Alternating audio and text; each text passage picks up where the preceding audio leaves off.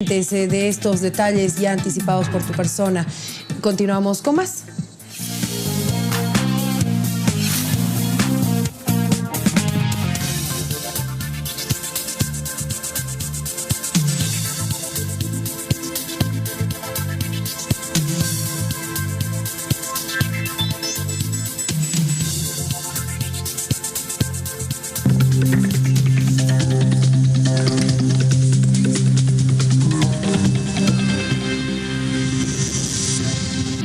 Acordado que las elecciones generales se desarrollarán el 20 de octubre del 2019.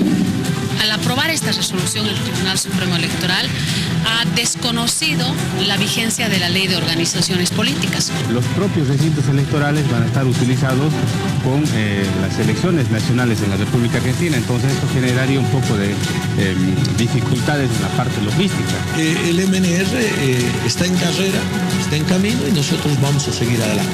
Incluso podemos entender que obligó el gobierno central, el Poder Ejecutivo, el movimiento al socialismo, para que modifique el Tribunal Supremo Electoral las fechas. Realmente estamos decepcionados y molestos por las acciones del Tribunal Supremo Electoral. Queridos amigos verdes oscuros, si son 150 días el plazo, resulta ser que sería el jueves 24 de octubre.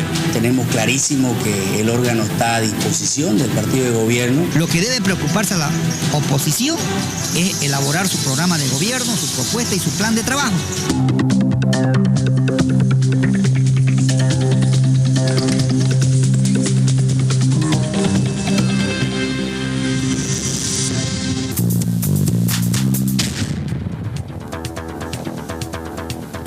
Elecciones generales tiene ya una fecha anunciada por el Tribunal Supremo Electoral que será el 20 de octubre. Se adelantaron una semana. Esta decisión ha sido tomada después de un encuentro importante en Cochabamba. Vamos a conocer las razones, todo el marco legal. Quiero saludar por favor al vocal del Tribunal Supremo Electoral, el doctor Antonio Costas. Qué gusto tenerlo acá, un placer, vocal. Gracias, Priscila, buenas noches, un placer estar acá en todo a pulmón. Efectivamente hemos estado en una reunión nacional este lunes y martes en Cochabamba, muy importante porque justamente trataba los temas de organización. Hemos expuesto también todo ese trabajo previo que tuvimos después de que se produjo también la convocatoria en la Argentina para la elección presidencial. Hemos hecho una evaluación de logística, hemos tomado contactos con la Cámara Nacional Electoral, con la Dirección Electoral de la Argentina. Hemos tenido siempre cumplen. La verdad, muy tranquilo. Argentina, por el momento, para creo que hacer un análisis integral. Se ha aperturado la mesa de manera no. Bueno, hacer también y tomar las decisiones más adecuadas que nos permitan llevar adelante un proceso electoral ordenado, aquí en Santa Cruz, electoral transparente y confiable.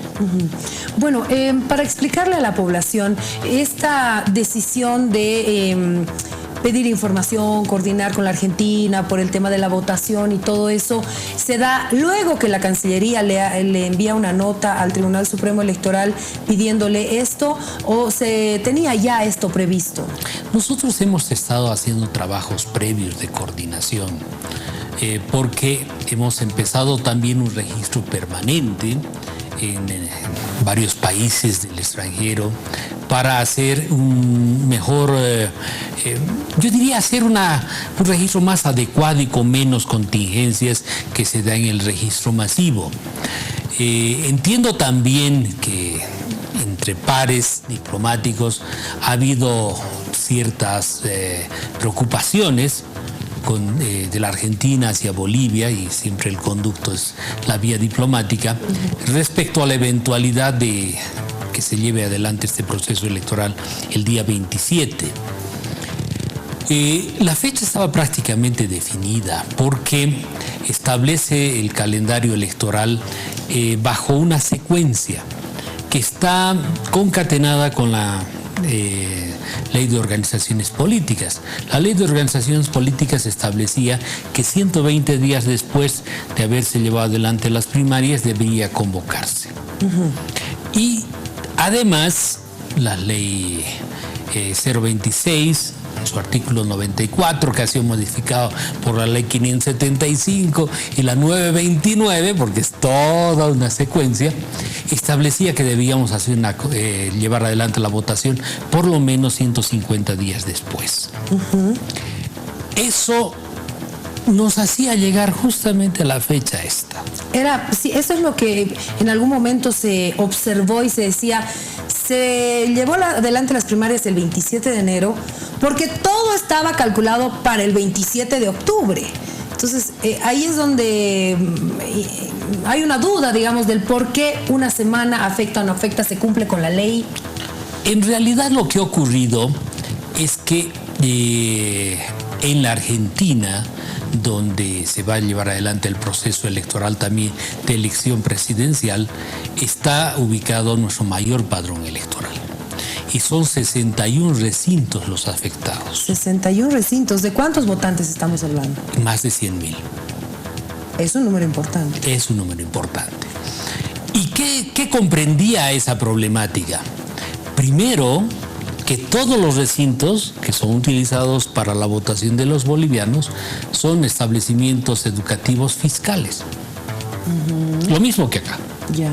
Entonces, la Dirección Electoral Argentina es la que nos posibilita que nosotros tengamos estos recintos electorales. El segundo componente es la seguridad. Ese día, porque es una elección además nacional, todo el operativo de seguridad está destinado a apoyar la votación de los ciudadanos argentinos y de aquellos que son naturalizados, porque no votan los residentes, votan quienes tienen la nacionalidad argentina. Y se podía dar la coyuntura, y eso fue lo que justamente conversamos con las autoridades de la Cámara Nacional Electoral, que inclusive se puedan compartir los recintos. Entonces, una parte del recinto estaban votando argentinos para su presidente y otra parte votaban bolivianos para también elegir a las primeras autoridades.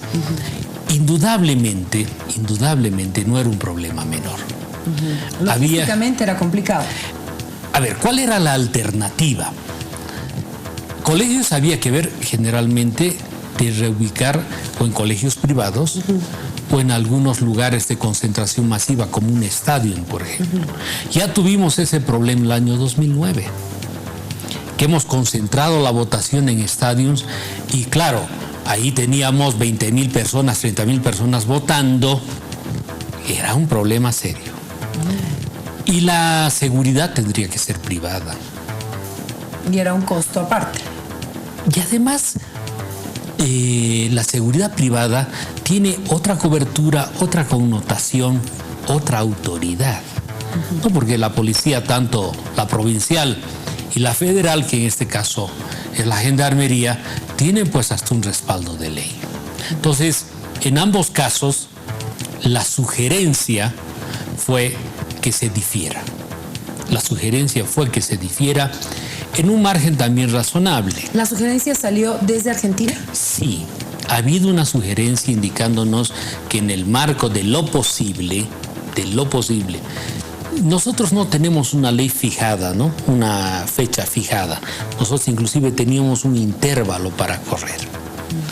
Entonces, en el caso de ellos es fija, ¿no? Está fijado por ley cuándo tiene que ocurrir cada evento electoral. Entonces, hubo el análisis. O atrasamos o adelantamos. Si atrasábamos, nos tocaba Todos Santos. Ya no era un problema de 117.000 personas o 100.000 personas. Era un problema de casi 7 millones de personas que van a participar votando. Ya. Entonces, no habían muchas alternativas.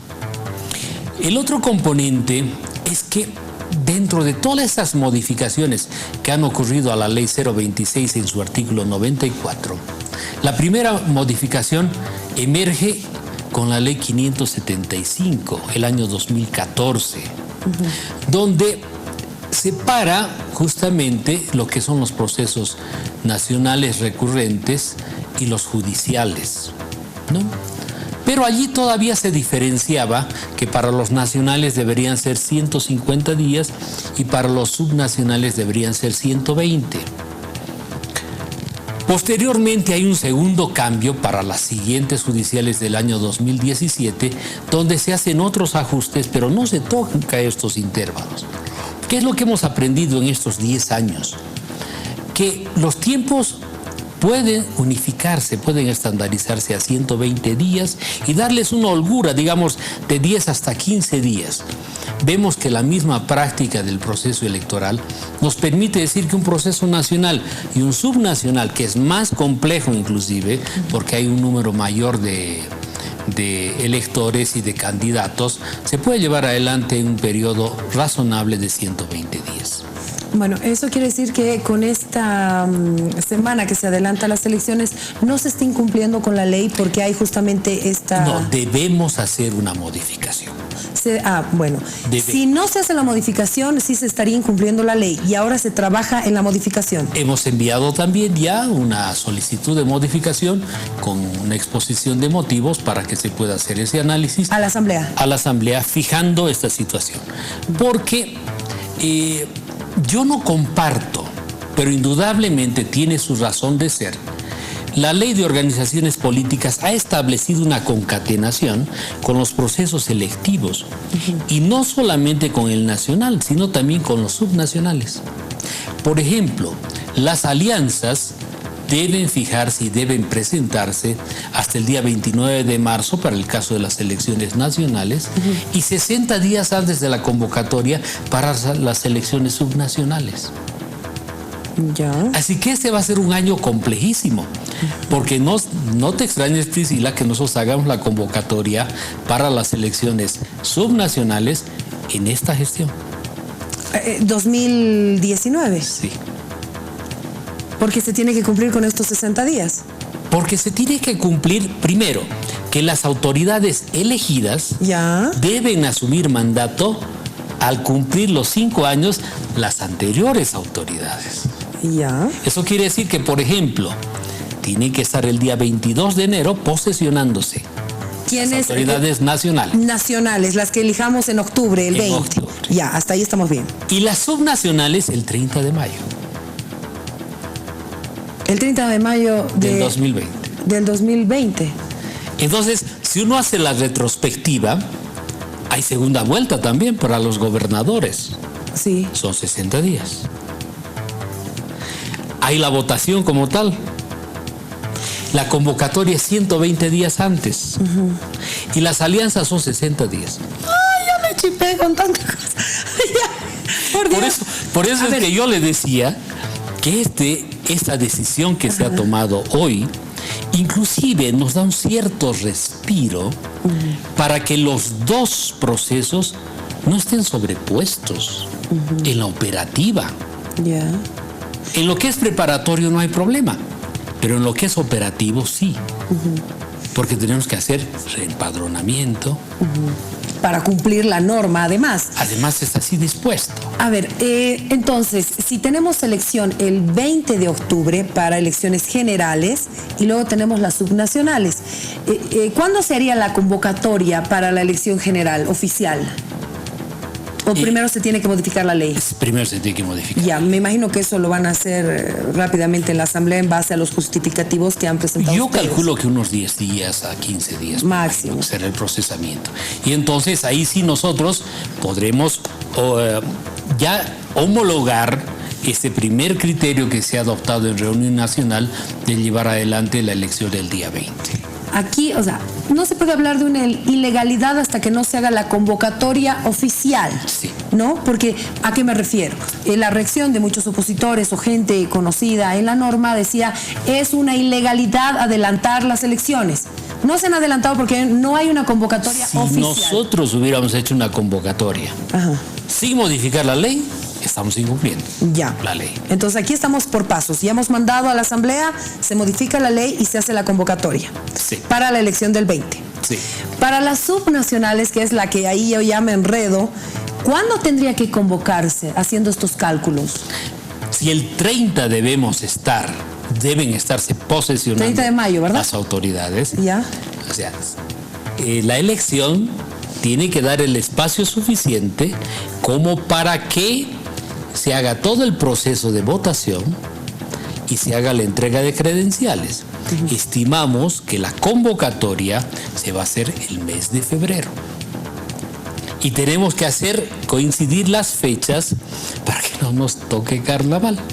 O sea, el mes de febrero del 2020 estaríamos haciendo la convocatoria. Así es. Para la elección subnacional. Sí. O sea, la votación, perdón. La convocatoria. La convocatoria, en febrero del 2020. Sí. ¡Wow! Sí. Qué intenso este año y el siguiente, ¿no? Ahora, estas fechas las tenemos que ajustar en función justamente de estos intervalos para que los procesos de votación no tengan ningún problema. Las repeticiones que pueden darse por las gobernaciones también tienen que estar previstas. Ahora, vocal, después de que se anuncia justamente esta decisión tomada por el Tribunal Supremo Electoral, salen muchas voces. Entre ellas dicen, una vez más, el tribunal ha mostrado su sumisión al gobierno nacional, a lo que dijo el presidente, de que se tenía que adelantar las elecciones. ¿Cómo toman ustedes estas declaraciones? Yo creo que las autoridades deberían abstenerse de hacer cierto tipo de declaraciones. Todas, en realidad, ¿no? Porque, candidatos, todos. Sale una autoridad del oficialismo y trata de explicar la sugerencia nuestra en el marco de lo que son nuestras atribuciones. Sale también gente de la oposición, porque ha habido gente de la oposición que ha dicho, a mí me parece razonable que pueda adelantarse o atrasarse una semana. Óscar Ortiz, una semana, dijo, sí, recuerdo. ¿No? Entonces, mi nieta decía algo bien interesante. ¿No? Cuando ella estaba haciendo una tarea, dice, ¿no quieres que te ayude, hijita? Le digo, no, a la nieta chiquitita. Me dice, no necesito su ayuda. Entonces, yo creo que eso debe ser. Dejen que el órgano electoral haga su trabajo. Porque tampoco nosotros podemos poner un barbijo para que la gente no hable. O sea, y nosotros, yo creo que es un error que nosotros entremos en el debate político preelectoral, siendo que ni siquiera hay convocatoria. Ahora, yo quiero hacerte referencia a unos temas que sí es nuestro trabajo previo. Por ejemplo, hemos establecido registro permanente desde el año 2017, con un éxito muy interesante, muy interesante. Se ha logrado en este periodo. Don Antonio, antes de entrar para cerrar el otro tema, por favor, para cerrar el otro tema. Aquí no sé si una autocrítica, un error o falta de comunicación del Tribunal Supremo Electoral, porque fue la Cancillería quien informó que él estaba haciendo conocer al Tribunal Supremo Electoral esta preocupación de que las elecciones en Uruguay y Argentina. ¿Por qué no lo hizo el necesidad que lo haga públicamente? Le pregunto eso. ¿No es mejor que lo haga el tribunal? Yo creo que no. Para no tener esas susceptibilidades. Es que hay autoridades que buscan protagonismo. Si la Cancillería quería manifestar una preocupación, hágalo con nota oficial. Y ni siquiera había mandado nota todavía. Ha mandado también. Después. Entonces, si tiene una preocupación, no nos la haga conocer a través de los medios. Si la misma ley establece un proceso de coordinación interinstitucional. Nosotros pedimos coordinación con ellos, pedimos coordinación con el Ejecutivo pide coordinación con nosotros y para evitar susceptibilidades hacemos vía oficial, vía notas. Entonces, yo creo que no debemos ser reactivos. No tenemos por qué salir a contestar siempre todo lo que se diga. Tan debe ser nuestro trabajo en el marco de lo que es lo correcto, que la cooperación nos sigue apoyando muy fuertemente. Está apoyándonos toda la parte de la plataforma móvil, está apoyándonos toda la parte de desarrollo jurídico, el fortalecimiento, por ejemplo, de género y de violencia política, muy fuertemente. Y hacen un seguimiento permanente. Yo escucho la opinión inclusive de varios de los embajadores donde dice, el tribunal es el depositario de la confianza democrática. ¿Cuál es el problema en sí? porque ha habido una sentencia constitucional que está contrapuesta al resultado del 29. Y ese es un tema que va más allá de la atribución del órgano. Va más allá, ¿cierto? Y eso obviamente, de alguna manera, ha polarizado. Nos ha polarizado el ambiente. Indudablemente eso es algo que nosotros tenemos, se podría decir, como un antecedente complejo a manejar. Ahora sí, don Antonio, por favor, compártame esos datos que nos decía. Bueno, yo quería compartir esto también. Nosotros hemos hecho varias acciones desde la auditoría al padrón electoral, que es una auditoría exitosa. Otras tareas que nos han permitido, por ejemplo, alcanzar algunos detalles interesantes. Por ejemplo, desde el año 2017 y por decisión de la Sala Plena, hemos empezado a hacer en nuestras oficinas departamentales y regionales registro permanente de las personas en el padrón biométrico. Y hemos alcanzado un resultado hasta el mes de marzo de 259,000 personas, equivalente a los registros de un masivo. Cuando es época electoral, digamos. Y hay unas colas descomunales. Sí, claro, exacto. ¿Y ustedes no han visto esas colas? No, para nada, no se ha sentido esto. Y mira, hemos hecho, por ejemplo, un relevamiento de que en las judiciales el mayor número de registros es de jóvenes. De 18 a 21, ¿no? Así es. Donde más del 85% están centrados entre 18 y 21. Y son registros nuevos. Este es un muy buen dato para quienes van a hacer también campaña. Y esto nos muestra que la principal preocupación deben ser los jóvenes, ahora, del registro electoral. Y bueno, es preocupación del órgano electoral, todos.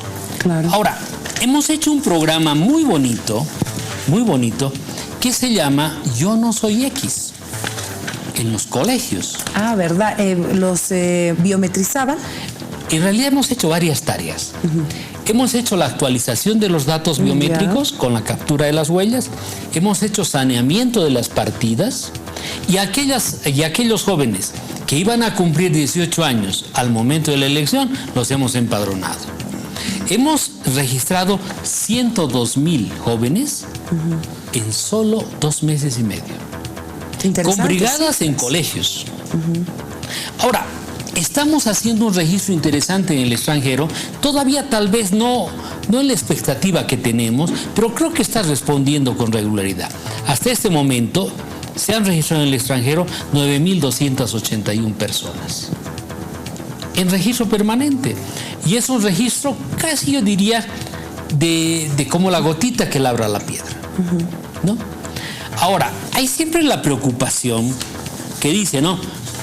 El registro del extranjero también puede ser fraudulento.